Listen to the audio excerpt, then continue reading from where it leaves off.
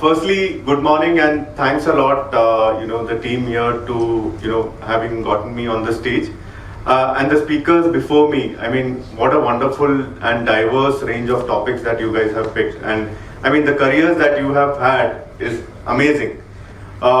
In my introduction, I think a professor said that, I'm a successful entrepreneur.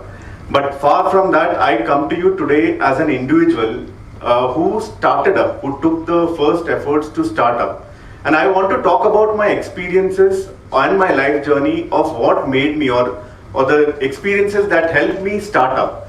And I'm not going to talk as a successful entrepreneur because I'm not. I know I've just started my journey.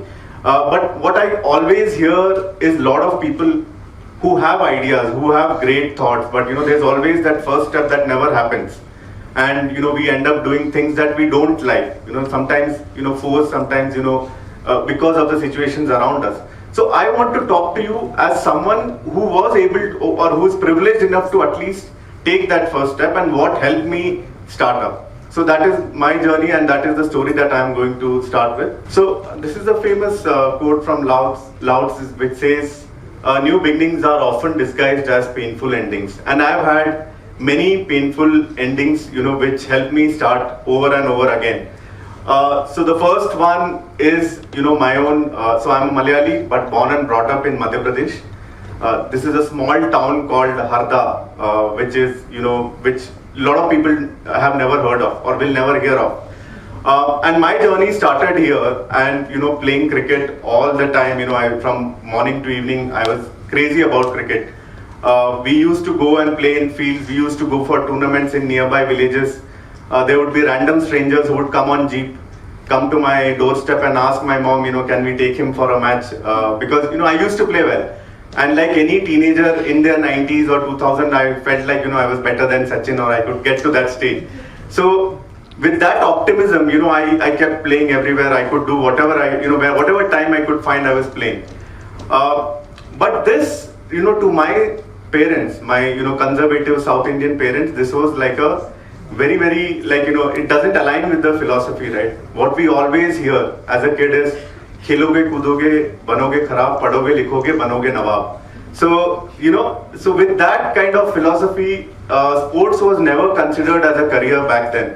Now, thanks to the accomplished individuals that are around us, the great success stories from India, sports has now become a career opportunity, but not back then.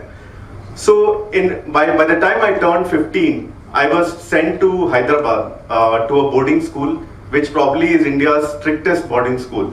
And the final objective of that was, he will study well, he'll get into engineering, and then, have a career there. So with that objective, I was sent to this boarding school where we would start our, journeys.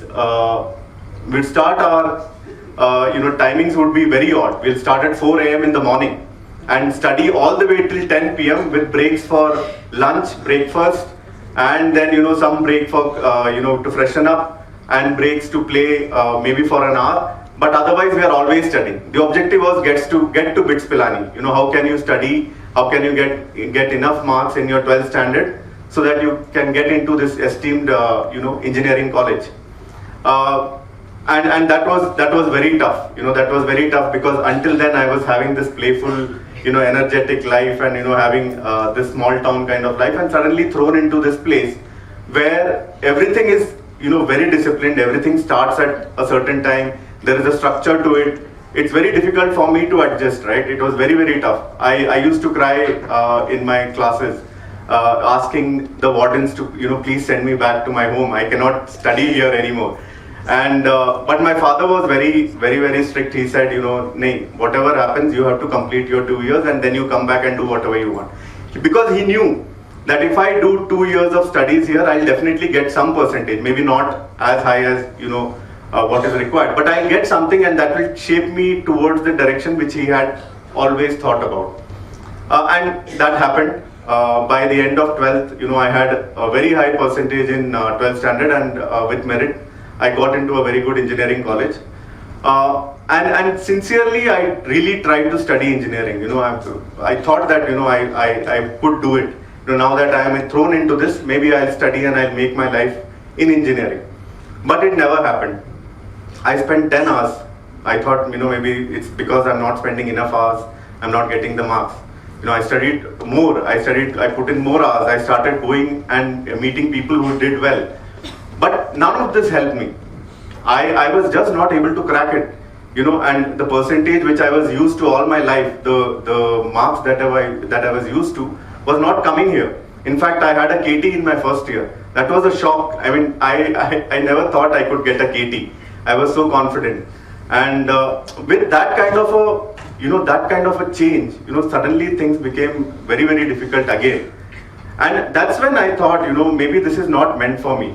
I'm put into this situation because, there was a direction which my parents want to give. But now it's a time that I start to identify what I really want. And somewhere, I don't know where it all started, but the love for advertising was always there. I always wanted to write great ads. Fevicol ads were a sensation back then. And that led me to think about that career and I started writing ads on my own. I started scribbling behind notebooks when a session on electronics engineering was going on, right? So I started showing it to people who knew about advertising, and asked them for their opinion. Do you think this works? Is it good? What should I do more to improve? And somewhere I got a hint that it's not that bad. You can do better, but it's not bad. Give it a shot.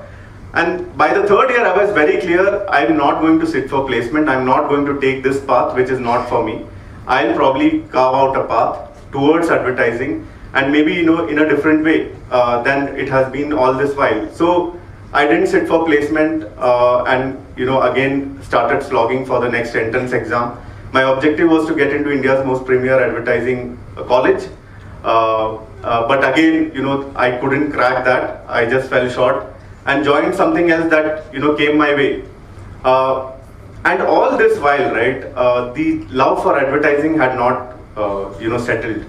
And I really wanted to make it big in that space. And unfortunately or fortunately, again, I did not sit for my placement. Yesterday, a student asked me, I really like something, but, maybe it doesn't happen to me in this college. Maybe, I need to take a career outside this. Should I do it? Should I sit for placement or should I not sit for placement?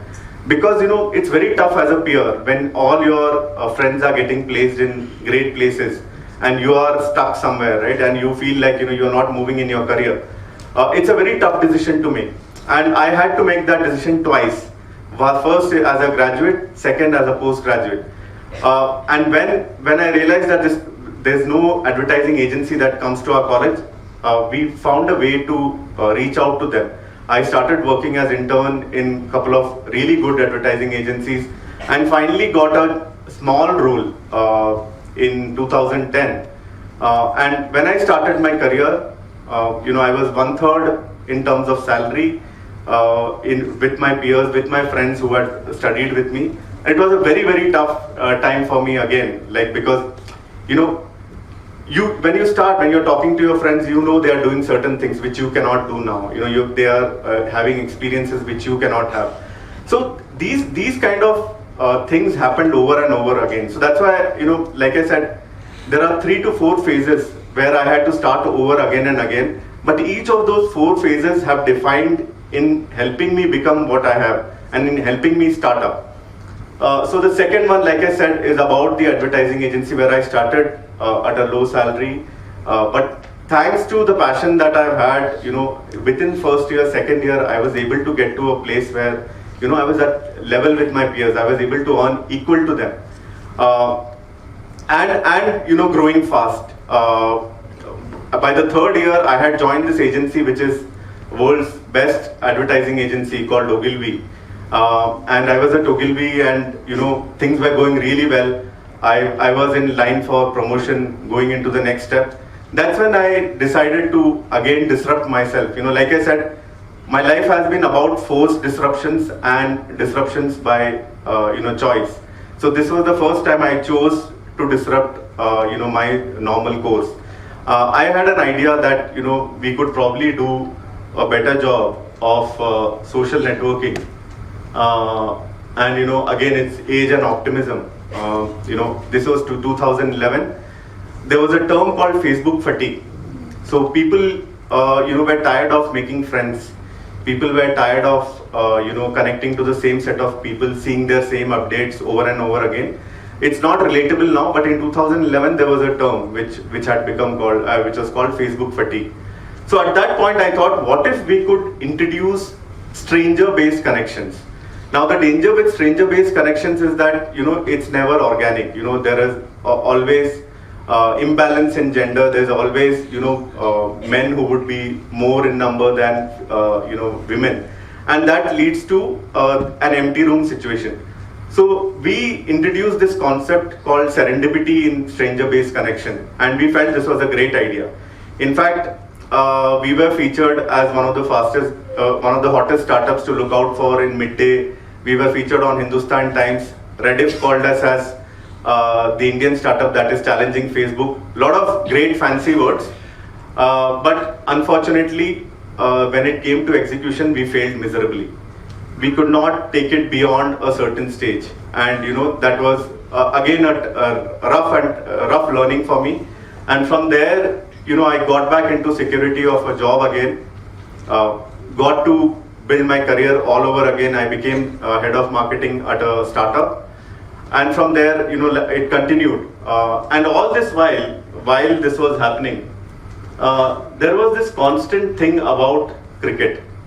Like I said, I started thinking about cricket as a kid. I started, playing cricket when I was a child, and all these journeys, while I was in advertising, while I was in the startup, there was always cricket at the back of my mind. And it so happened that while we were working in this company, we used to play a lot of weekend cricket. And we thought, what if we could make fancy looking gully cricket bats? All of you, I don't know how many of you play cricket here. Anyone here who's passionate about cricket or plays a lot of cricket? Yeah, a lot of you, right? So cricket, gully cricket has these wooden, kind of bats which are not branded. Like you have SS, SG, the bigger brands, but you don't have branded cricket bats for gully cricket. So we thought, what if we could make fancy looking gully cricket bats and people would buy them? And this was the basic premise. It was a marketing gimmick. There was no innovation in that. It was just about building a lifestyle statement through a cricket bat. And this startup we did while we were still working while I was still in my previous company. The three of us, we started this company, and it started doing really well. It scaled up to a good number by the first year. But unfortunately, what happened is in 2020, COVID hit, and after first year of operation, life as we knew ceased to exist. Right? People were not playing outside. Everything had shifted indoors. Cricket itself was not played for 10 months. We lost a lot of inventory because we were selling well at that point. And that forced me to start over again. Forced me to think, what will be next? From here, where we have built this passion project around cricket, what could be next? And that's the direction we went finally, and led to a concept which is about letting people enjoy sports from the comfort of their living room. And in all of this, the vision was very clear. Can we make an accessible console-like gaming experience for the masses? A world's first. Can we do it at a price point which is accessible to all the Indians and not restricted to price points which are prohibitive? And it took us 2 years of R&D to come up with a tech that finally simulated your shots while you were standing in your living room, and led us to places that we never imagined we could reach. But again, it's a journey, and like I said, I'm talking to you as someone who was able to start this journey. So along the way, like I said, fortunately, unfortunately, coincidentally, whatever you call it, whatever was forced on me, or whatever I had acquired, or whatever was inherent to me. So forced, acquired, and inherent. All these three skills came in handy in the development of this product. So there's engineering to it, which I never wanted. So this is a product-led company where there is a lot of electronics behind the tech. Second, there is advertising and marketing, because it's led by a very strong pull towards world's first cricket bat, smart cricket bat. And thirdly, it's about cricket. What better thing can happen to a person who's always dreamt about cricket? So my point is that, whenever you are going through a situation, you may think that it is not working in your favor. You may think that, this is not what I want to do. But at the end of it, there are ways to make, the experiences that you have had into an opportunity, and that could all sum up perfectly well at some point in your life. It may not happen today. It may not happen, immediately tomorrow, right? But in 5 years' time, in 10 years' time, if you are at it constantly, somewhere, like today morning we were talking about destiny, we were talking about divine grace, whatever it is, right? It starts to fall together into a perfect picture. So your attitude at that point should be from a victim mentality of, why this is happening to me, to what can I learn from, all of these experiences, some of which were not choice, some of which were forced, some of which were situational. What did I learn from all of them, and how could I apply it, or how could I, use it in what I'm going to build? So for me, my Hyderabad boarding experience taught me about discipline and flexibility. To this day, I wake up at 4:30 a.m. The trauma was such that, even today, it's 4:30 for me. So when I tell this to my grandparents also, my grandmother is still with us. When I tell this to her, she always jokes saying that, you are a bigger grandfather than, your own grandfather, who wakes up at 4:30. And I still sleep at 9. By 9, my phone is in airplane mode. So it's it happened because it was forced on me. It didn't happen, I didn't learn it. It was forced on me. But now it has become my strength. By 9 o'clock, I'm able to complete most of the tasks for the day, or at least have a clear idea of what to do. And by 4-5 p.m. I'm done with my work. So I'm able to have that work-life flexibility, or whatever you call it, without having to stress myself as an entrepreneur. Second, through advertising, and in my experience there, resilience and self-belief. So that was the first time I took a decision of my own, saying I don't want to be an engineer. I want to be an advertising guy. I want to be like Piyush Pandey. I'll do something fancy. I'll create a Fevicol ad or whatever. And that was a decision I took, right? So the consequences of that were solely on me. So when it started to, give me results, when I saw that, after first year, the second and third year were really good for me. I started, like I said, you always compare yourself to your peers. You always, subconsciously or consciously, how much ever we try, it happens. At least for me, it happens. So by the third or fourth year, I could see that, what I chose is yielding results for me, and better. And that gave me the confidence that, my decisions are not that bad. Maybe I should take them more often. I should not hold back. Next time I feel something good about something, maybe I should just do it and not hold back. So that was a good testing point. So that gave me self-belief, belief on myself that I could do things. Third, when I spoke about the stranger-based social platform, there, why did it fail? The learnings from there were beautiful. Like, we never had a good support system. I felt like, I had a great idea, but execution is all that matters. Ideas are cheap. How can you make your idea work for you? How can you go step by step? What is the process in it? I realized that I'm not good at it. I went back to corporate setting. I learned structure again. I spent another 7 years in corporate before I came back to startup again. So I think that that taught me that execution matters. Ideas to bahut hai. How many of us can execute, and how can we execute well? And finally, the story of the cricket bat, the wooden cricket bats, and the COVID issue, right? I think it taught me that crisis is a great catalyst for innovation. So whenever you are faced with a big crisis, think of it as a chance to innovate. Think of it as a chance to look beyond the obvious. And that was a great moment for us when we could finally execute on our plan. So while today's topic is about yoga, right? About youth. The advantage that you guys have is that time is in your favor. Don't think of time as a ticking bomb. Think of it as something. Think of it as a safety net. Think of it as a chance to fail and to get up, to rise again, to do things all over again. There are enough points where you will feel this is it. but think that it's only a matter of time that it changes again. So take that advantage, take that advantage of youth, get to start something, and even if it doesn't work out this time, it will work out eventually. So think of time not as a ticking bomb, but as a safety net, and it's the most valuable asset that you guys have. Again, a topic related to time, age, and optimism. So there's a concept called inverted U of optimism.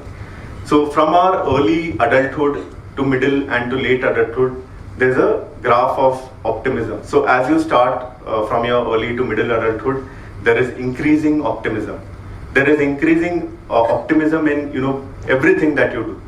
So this is the perfect opportunity to start, because you are at that rising phase of your of this graph, where if setbacks happen, you will have the optimism to come back. You will have that positivity in you to rise again, right?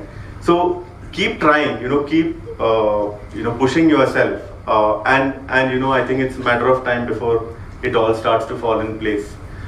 Now this is one of the things that I mentioned earlier, ideas to execution. A lot of people come to me and say that I have this great idea, how do I get started? The biggest issue with that stops us from starting, and when I ask them more, it's about the fear of failure. What will happen if it doesn't work? What will someone say if this doesn't happen? And the first time the Shark Tank opportunity came to us, this was before the year we went. Our biggest worry was, what if this idea is not cool? What if the 4 judges or 5 judges bash us? We'll be humiliated on national television. Is it worth doing this? Maybe silently build something instead of going on a national television and get humiliated, right? What will my parents think? I kuch bhi bakwas kar raha hai. So that kind of fear is always there, right? And the first year we didn't apply, despite the network asking us to apply, because they saw merit in us. Sometimes we don't see merit in ourselves, others see. And the network asked us, why don't you guys apply? You have a great product. Give it a shot. But we didn't, because we were very worried about what others may say, or what will happen if we fail. The second year, we were a little more confident. We felt, try karte, maybe, it will work out. We were more confident because we had started selling by then. We had feedback. We had numbers to back us, and we went on that stage finally. We took that decision to go, and life has been different for us ever since. So the fear of failure, right? I think that is something that holds us all back, and it's important that we overcome that. It may not happen immediately. Take incremental steps to overcome that. To give yourself time, give yourself validation. Sometimes validations are all that you require. Take validations from experts. Take validation from like teachers who are always there to help you. So get those positive pushes that will nudge you eventually to take that step. So that is very important. Second, procrastination. Like I said, the first time we failed was because we didn't execute well. Behind all the fancy ideas, there is the hard work and the rigor and the process of execution, which is very tough, which is doesn't go the way we plan always, right? Ideas you can control in any way, but the execution doesn't fall according to your thoughts. It goes in different directions. So what will make you overcome that, right? So again, it doesn't come with it will not come to you without experience. So you have to try, you have to fail. Only if I had not failed the first time, I wouldn't know that execution is so difficult. I went back to the drawing board. I was in corporate for another 7 years before I could come back. So I think that gives you confidence, right? So even if you're going into corporate and may not start up today, there are learnings to be learned there, which you can then eventually utilize when you finally start up on your own. So as a concluding slide, I would like to just add one thing, that while starting up is always tough, and there will be times when you will feel like things are not going your way. There has to be 2 or 3 core drivers, which will, whenever you fall, those core drivers are pushing you towards, getting up again. So it could be anything. Yesterday I met an interesting individual who was very passionate about brokerage, passionate about stock market, right? Now, if he goes and does something in gardening, it may be interesting to him for some bit, but if some failures happen, if some setbacks happen, that will not be a driver. I mean, he will not get back again, because he will think, this was probably not meant for me. But if someone is really passionate about something and then they start up, and if there is a failure, the chances of him getting up is much higher, because he knows the subject really well, he's so close to it. He will see it as a motivator enough to get up and try again. So always find those 2-3 core drivers, and keep at it, even while you are not directly working on it. If it is about, for example, about stock markets, do stock markets while you are still working somewhere. Learn about it, think all the time, think about opportunities, meet people who are in that field, and suddenly there could be a breakthrough one fine day.